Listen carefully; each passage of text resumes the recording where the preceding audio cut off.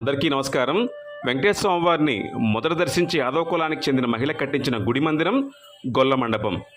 గొల్ల కులానికి చెందిన ఓ మహిళ తిరుమలలో పాలొమ్ముకుని వచ్చిన ఆదాయంతో తిరుమల మహాద్వారానికి ఎదురుగా 4 పొడవైన స్తంభాలతో మండపాన్ని నిర్మించింది. తిరుమల దేవాలయం నిర్మించే సమయంలో ఆమె అత్తగారు పాలు పెరుగు ఇచ్చి కొండకు పోయి అమ్ముకుని రమ్మని పంపేది. ఆమె శిల్పులను అన్నయ్య అని పిలుస్తూ చనువుగా ఉండేది.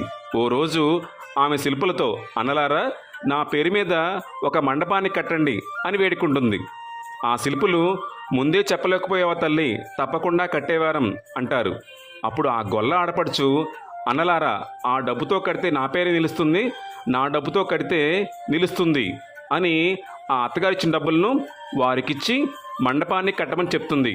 అలా కట్టినదే తిరుమలేశుని ఆలయాన్ని ముందున్న 4 స్తంభాల మండపం, నేటి గొల్ల మండపం. గోవిందా గోవింద.